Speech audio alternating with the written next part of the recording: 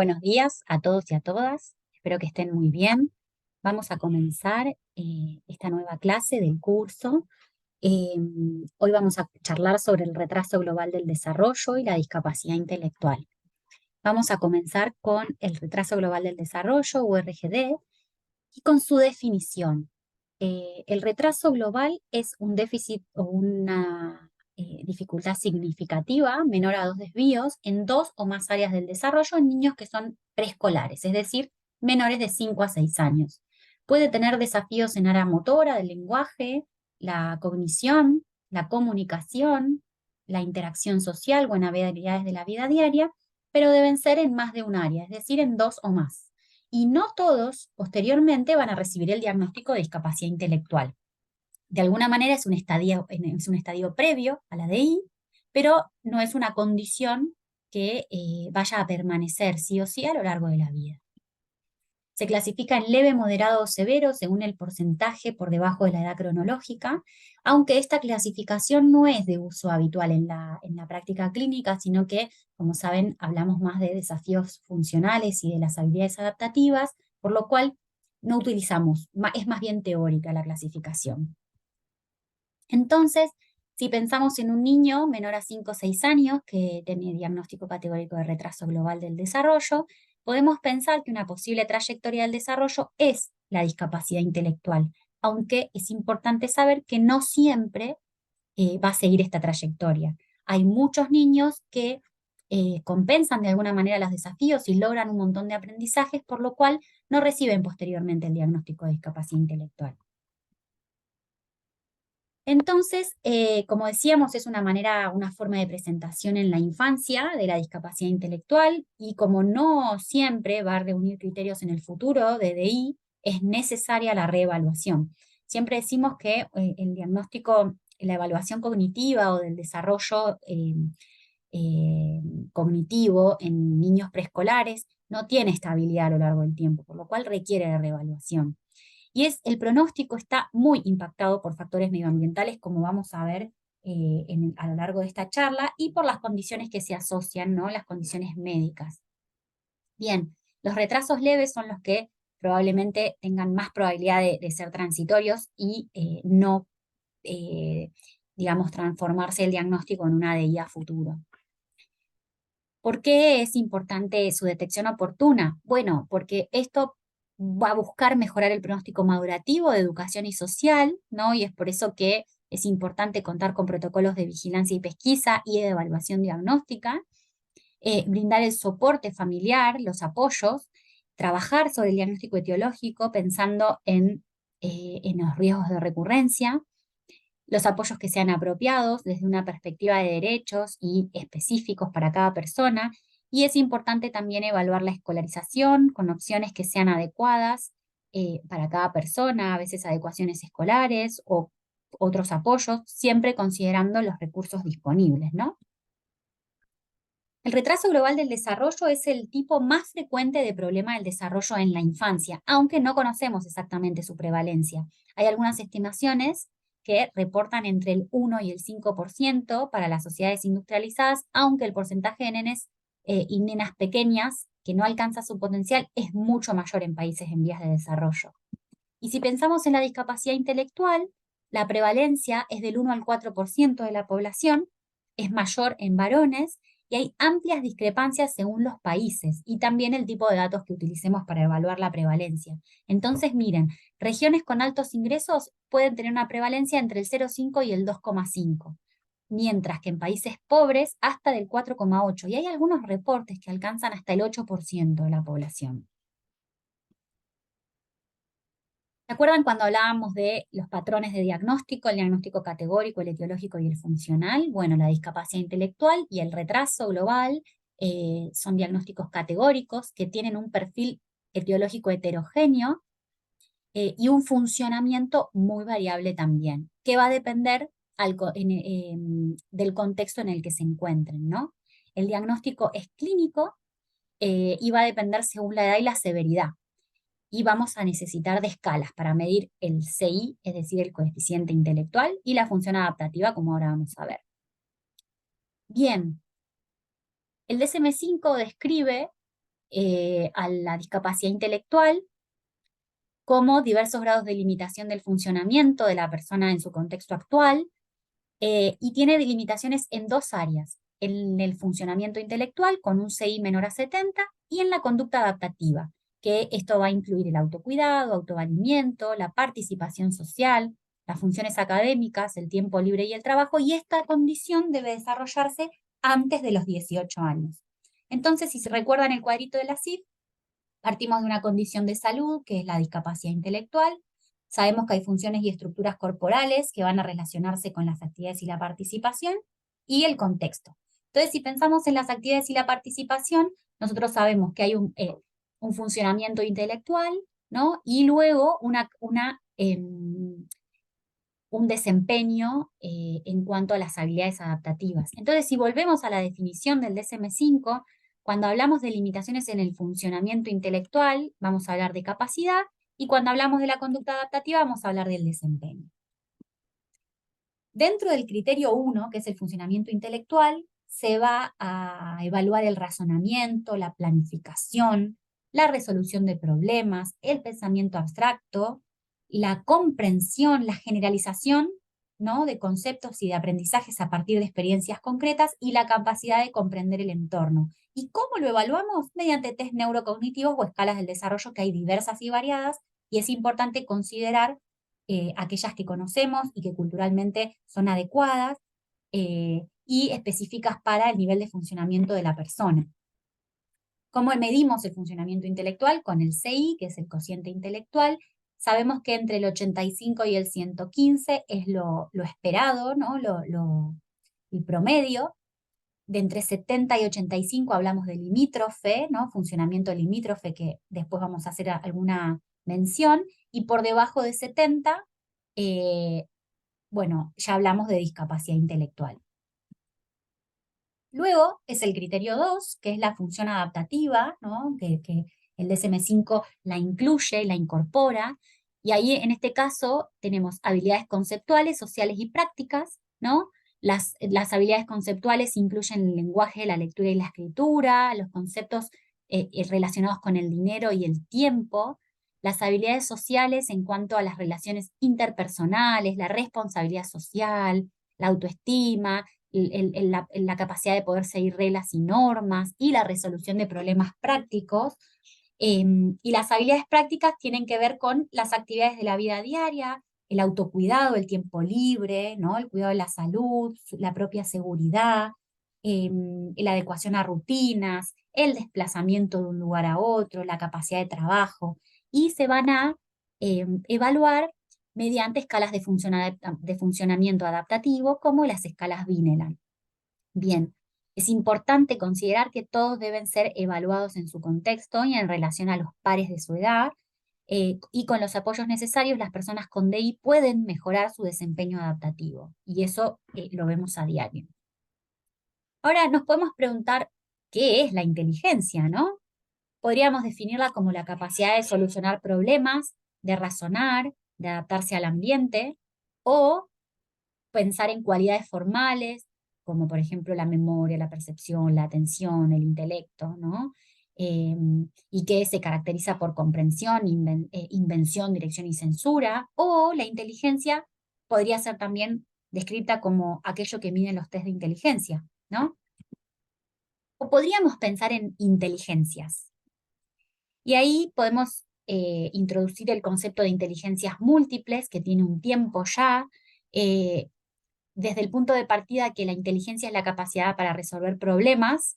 Entonces podemos pensar en distintos tipos de inteligencia, por ejemplo, lógico-matemática, lingüística, musical, espacial, intrapersonal, social o corporal sinestésica, o también inteligencias de tipo fluida, que es aquella que no tiene ningún impacto ni está influenciada por la cultura, o la cristalizada, que depende de la carga cultural que tenemos, ¿no? Por otro lado, está la inteligencia emocional, que habla de la capacidad de reconocer sentimientos propios y ajenos, y la habilidad para poder manejarlos, ¿no? Y eso genera el estilo de relaciones interpersonales. Ahora, yo me pregunto, ¿y si la definimos como un conjunto de habilidades cognitivas y conductuales que permiten adaptarnos de manera eficiente al ambiente físico y social en el que nos desenvolvemos.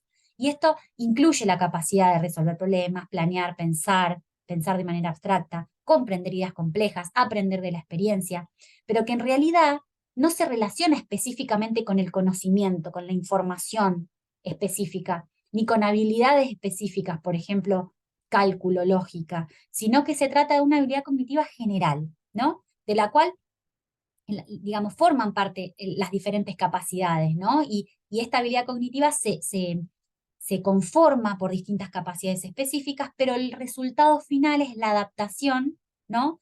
Eh, y la capacidad para resolver diferentes problemas. Hay un cambio de paradigma en el último tiempo del constructo viejo de retraso mental que veía la discapacidad como un defecto en la persona, es decir, una condición interna, y el constructo de discapacidad intelectual, en el cual la discapacidad intelectual se ve como el ajuste entre la persona y el contexto, ¿no? Este cambio en el constructo se realiza desde una perspectiva ecológica, en la cual estamos centrándonos en la interacción de la persona con su entorno. Es una construcción que es más bien social y es multidimensional del funcionamiento humano, no tiene en cuenta una sola dimensión, sino todo lo que nos rodea. Y es un cambio evolutivo, es decir, la discapacidad intelectual ya no es un rasgo absoluto y fijo de la persona, sino que va a depender de la interacción con el ambiente. Y esto va a impactar en las políticas, los roles y las actitudes sociales, es decir, se ve impactada por ellas. Bueno, hay varias herramientas validadas y estandarizadas para apoyar el diagnóstico de RGDI, aunque es importante saber que ningún resultado obtenido por estas escalas de evaluación va a poder mirar la perspectiva en general, ¿no? Poder capturar el perfil global del niño. Es decir, necesitamos conocer el contexto del hogar, la escuela, la comunidad y el diagnóstico médico, y además las pruebas estandarizadas para poder llegar a un perfil más global. Bueno, fíjense, el DSM-5 a diferencia del DSM-4, nos propone definir la severidad de la discapacidad intelectual en base a las habilidades adaptativas, a diferencia del DSM-4 que solamente utilizaba el coeficiente intelectual. Entonces, miren, una persona con discapacidad intelectual leve puede desarrollar habilidades sociales y comunicarse, tal vez como aprendiéndolo de manera tardía, pero alcanza la capacidad de expresarse cotidianamente.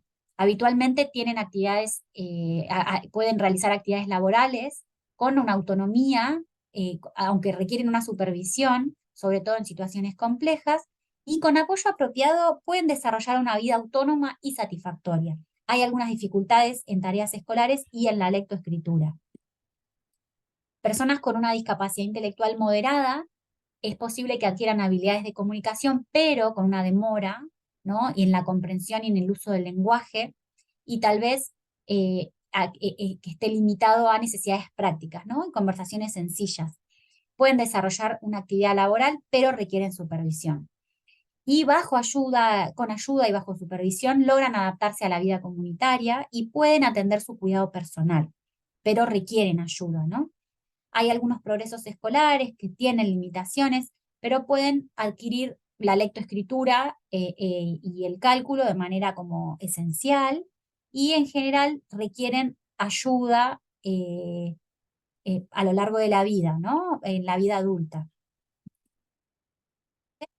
Hay un desarrollo de un lenguaje que es más bien como elemental, con habilidades básicas de cuidado personal, algunos hábitos de autonomía al principio en edad escolar, con lectura global de palabras, de algunas palabras y un cálculo sencillo. Y si no hay otras discapacidades asociadas, es posible que puedan adaptarse al entorno social con ayuda. Y en la DEI profunda, en general las personas casi siempre se acompañan de una enfermedad neurológica que es conocida, con sintomatología grave desde el principio de la vida, ¿no? Con manifestaciones motoras en muchos casos, sensoriales, requieren de un entorno muy estructurado, de una supervisión constante e intensa, hay poquito lenguaje, con alguna comprensión de órdenes básicas y requerimiento de comunicación, en muchos casos alternativa y aumentativa, y una comunicación muy rudimentaria, ¿no? la movilidad tiende a ser restringida, tal vez con poco control de esfínteres, pero si se fijan, esta clasificación por niveles depende de las habilidades adaptativas.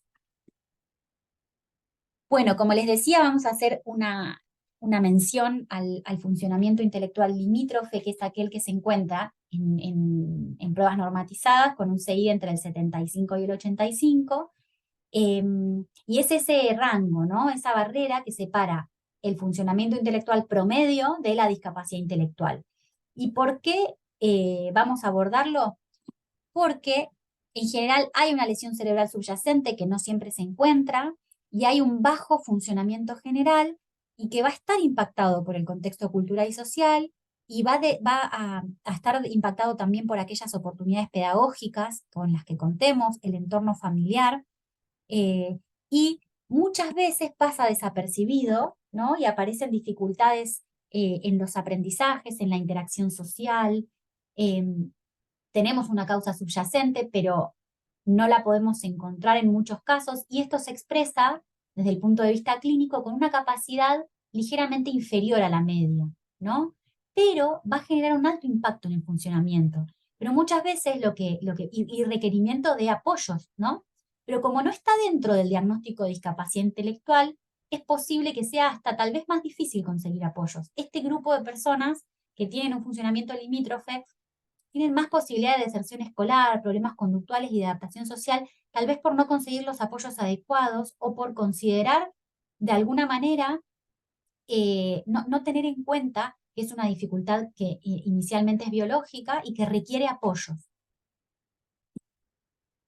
Y de hecho el DSM-5, en el apartado de otras condiciones que pueden ser foco de atención clínica, desarrolla que el funcionamiento limítrofe, la diferencia, ¿no?, con la discapacidad intelectual, eh, requiere de una evaluación cuidadosa de cuáles son las funciones intelectuales y adaptativas y de sus discrepancias, ¿no? Sobre todo cuando hay trastornos mentales concomitantes.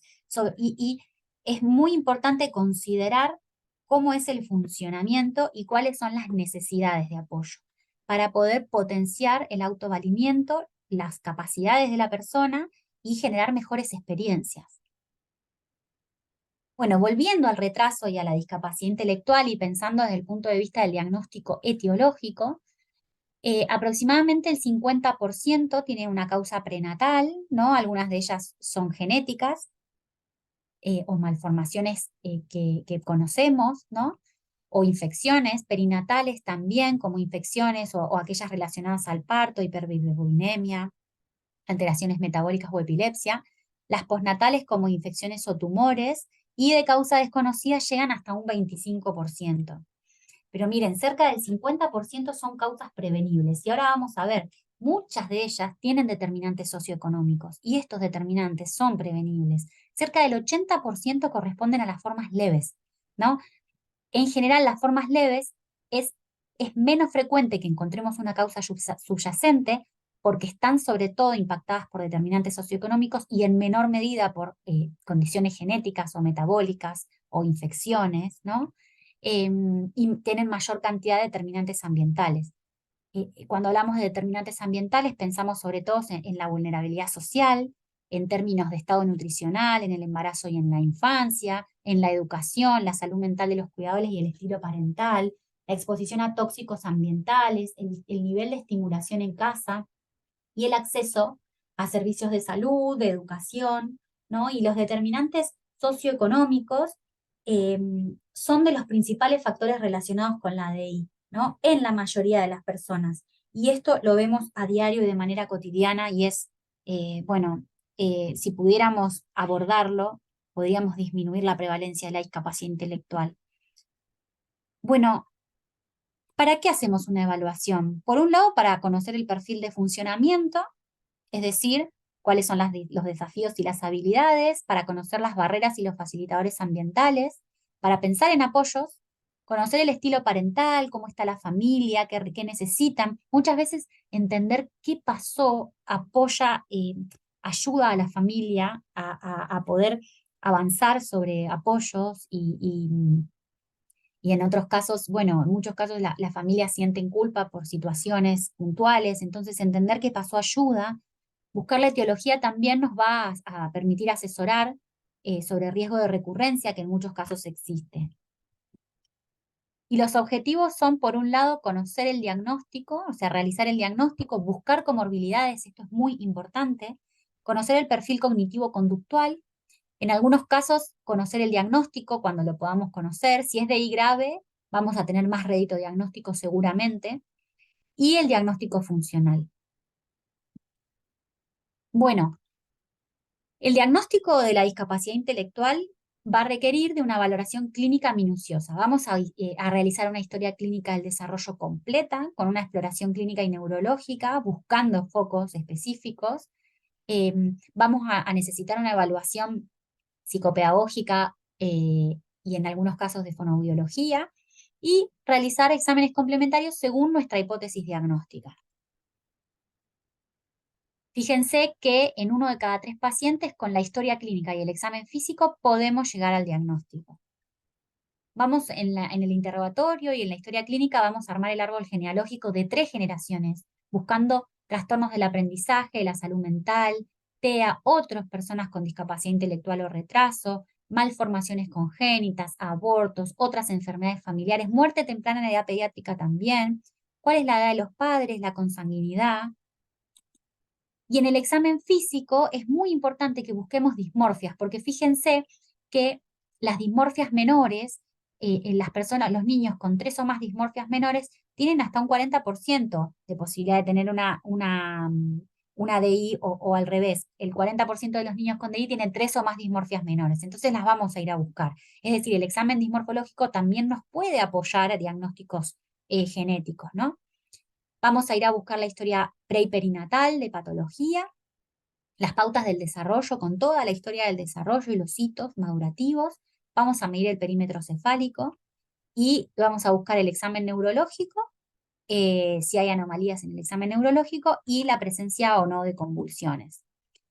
Entonces, sabemos que la discapacidad intelectual es un diagnóstico categórico y es la vía final común de diferentes procesos patológicos del sistema nervioso. Entonces, vamos a ir a buscar el tono, la fuerza, la postura, los reflejos y el perímetro cefálico, como decía. ¿Cuál es la relación entre la microcefalia y la discapacidad intelectual?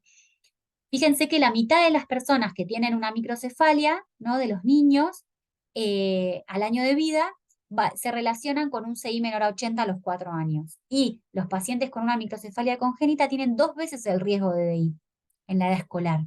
Hay una correlación bastante estudiada entre el grado de microcefalia y la discapacidad intelectual. Entonces, vamos a ir a medir el perímetro cefálico. Y la microcefalia se asocia a un riesgo aumentado de epilepsia, parálisis cerebral, enfermedad metabólica y trastornos sensoriales, ¿no? Bien, hay condiciones asociadas que también tenemos que considerar e ir a buscar, como trastornos sensoriales, epilepsia, trastornos motores, sobre todo en las de moderadas y graves, trastorno del sueño. También hay otras condiciones del desarrollo, como el TEA, fíjense que está en un 30% esta asociación, o el TDAH, y trastornos de conducta y psiquiátricos. En muchos casos aparecen conductas disruptivas de impulsividad y agresividad que llevan a la consulta a la familia. Muy bien. Vamos a pensar en cuáles son los exámenes complementarios en los que tenemos que pensar, pero es importante tener en cuenta que los estudios complementarios hay que pedirlos de manera selectiva, racional y escalonada, y no a todo el mundo lo mismo, sino que considerando la historia, ¿no? De la persona, el examen físico y el valor predictivo que tiene cada estudio. También con lo que contemos en nuestro lugar de trabajo, ¿no? Vamos a hacer la consulta genética, el estudio de primera línea va a depender justamente de dónde estemos, pero actualmente se recomienda microarray IFRA-X con MECP2 si la causa no es conocida o paneles especiales, ¿no? Y otros estudios como el plomo, vitamina B12 y tiroides, siempre orientados a la clínica y a la sospecha diagnóstica. También tenemos que pensar en errores congénitos del metabolismo porque hay muchos de estas patologías que tienen tratamiento. Ahí dejo una página muy interesante que tiene todas estas, va recopilando los errores congénitos del metabolismo que son pasibles de tratamiento. Hacemos la anamnesis y el examen físico, valoramos, por ejemplo, la audición y la visión, y vamos a derivar a un servicio de atención temprana y los apoyos, no demoramos la intervención. Mientras tanto, vamos a buscar el diagnóstico etiológico. Si hay sospecha diagnóstica específica, vamos a buscar test específicos que confirmen nuestra sospecha, y si no, siempre vamos este, lo primero que vamos a pensar es en el microarray, el síndrome del X frágil y algunas pruebas de laboratorio de primer nivel y una resonancia cuando hay signos neurológicos, ¿no? Como la micro o la macrocefalia, la focalidad de los signos de foco neurológicos, epilepsia, problemas de trastornos del tono del movimiento, regresión de pautas madurativas o en los casos de DI moderado o grave. Esos casos sí tienen indicación de resonancia. Y en algunos casos el estudio metabólico, ¿no? Cuando sospechemos. Em, y este algoritmo nos puede ir ayudando, ¿no? A ir pidiendo diferentes pruebas. Cuando nosotros pensamos establecemos el diagnóstico, recién ahí podemos hablar con la familia y pensar en posibles tratamientos en caso de conocerlos. Ahora, cuando no se establece el diagnóstico con los primeros pasos, es posible que necesitemos ayuda eh, de otros estadios u otros profesionales, como por ejemplo la consulta genética. Bueno, acá hay algunas pruebas de laboratorio que se sugieren pensando en errores congénitos del metabolismo y las pruebas genéticas con las que contamos y las que se sugieren, ¿no? Bueno, hay algunos síndromes que son comunes que están asociados, ¿no? A la discapacidad por X frágil. Es importante considerar que es más prevalente en varones y hay un montón de síndromes descriptos con muchos que están mapeados en el genoma, y recordar que en todo varón con discapacidad intelectual de causa desconocida hay que pensar como primera línea en una condición ligada al X, sobre todo porque pueden haber en la genealogía mujeres portadoras. Y en algunos casos, ¿no? En los que conocemos el síndrome, en los que hay un fenotipo físico y conductual característico que va evolucionando a lo largo del tiempo, lo tenemos que seguir, porque a veces aumentamos la posibilidad diagnóstica en la trayectoria. Bueno, hay algunas indicaciones o algunas características que nos sugieren estudios metabólicos pensando en errores congénitos, como sobre todo con fallos del crecimiento, cuando hay convulsiones o ataxia o regresión de pautas, ¿no? Hay facies toscas, anormalidades oculares, bueno, diferenciación sexual, hepatoesplenomegalia, y luego resultados de laboratorio como acidosis metabólica o hiperuricemia, hiperamoniemia, ¿no? Bueno, y en estos casos debemos, bueno, en muchos casos consultar a los especialistas en el tema, pero los últimos trabajos sugieren que ante la sospecha uno puede en primera instancia solicitar el laboratorio específico y derivar. Bueno, los estudios metabólicos son importantes de realizar porque hay formas que pueden ser tratables, ¿no? Y hay pruebas de tamizaje de metabólicas en sangre y orina. Necesitamos conocer con qué contamos en nuestro lugar de trabajo. Y luego hay modalidades terapéuticas como las dietas o los cofactores o suplementos vitamínicos, reemplazo enzimático y el trasplante de células madres hematopoyéticas, entre otros, ¿no? ¿Qué pasa con el hipotiroidismo? Nosotros en Argentina tenemos la pesquisa neonatal, por lo cual si la pesquisa es normal, solo necesitamos pedir estudios de función tiroidea para evaluar retraso global si hay hallazgos clínicos que me hagan pensar en una disfunción tiroidea. Ahora, si no lo tengo, esa pesquisa, el hipotiroidismo puede ser el responsable de hasta el 4% de los casos. O sea, es importante considerarlo. ¿Cuándo vamos a pedir una neuroimagen? Como decíamos antes, tiene un valor predictivo cuando lo sospecho y cuando tiene indicación. Nosotros sabemos que la discapacidad intelectual y el retraso global del desarrollo tienen un funcionamiento cerebral que no es adecuado, pero no necesariamente va a haber una anomalía estructural visible que me lo demuestre. Entonces es importante considerarlo y no realizarla de manera sistemática, ¿no? ¿Cómo podemos prevenir la discapacidad intelectual y el retraso? Bueno, hay algunas estrategias que son universales, como por ejemplo la inmunización, la gamma globulina anti-RH, el tratamiento y del hipotiroidismo congénito, la fenilcetonuria con los tamizajes neonatales, la eliminación de plomo y tóxicos del ambiente, evitar accidentes, la prevención de asfixia eh, y accidentes, por ejemplo, en piletas o detectores de humo, tratamiento, prevención y tratamiento adecuado de infecciones del sistema nervioso central, y luego todo un capítulo de los factores de riesgo relacionados con la pobreza, la vulnerabilidad social, que tanto nos afecta y que tan responsable es de un porcentaje elevado de casos de discapacidad intelectual, la salud mental materna, el maltrato infantil, la educación de la familia y los cuidadores, y la falta de acceso, ¿no? Todo esto tiene un efecto acumulativo y da un doble riesgo. Por otro lado, la atención y el cuidado prenatal temprano y el perinatal, el uso de ácido fólico, preconcepcional, la prevención y el tratamiento de infecciones, evitar el uso de drogas en el embarazo y el consumo de alcohol o de tóxicos, la disminución de sustancias tóxicas teratogénicas como los antiepilépticos, por ejemplo, la nutrición de la mamá y el bebé, de macro y micronutrientes, y las causas tratables, ¿no? El diagnóstico de causas tratables metabólicas. Bueno, los apoyos son recursos y estrategias que van a mejorar el funcionamiento y todos en alguna medida necesitamos de algo de apoyo para funcionar. Sin embargo, es importante considerar que los tipos de intensidad de apoyos que necesitan las personas con discapacidad intelectual son distintos a aquellos que requiere el resto de las personas, ¿no? Entonces, hay un universo de recursos y estrategias que debemos promover, ¿no? Eh, para mejorar el desarrollo, la educación, los intereses de la persona con discapacidad intelectual y el bienestar personal de aquellas personas con este diagnóstico, ¿no? Para que busquemos minimizar la discapacidad y maximizar el estado de salud y bienestar. Y el propósito es mejorar el funcionamiento individual, ¿no? Y para eso contamos con tecnología y servicios. Los apoyos son variados y es importante que funcionemos como un equipo, tanto los tratamientos, los terapeutas, como la escuela, el equipo médico, la familia y la comunidad.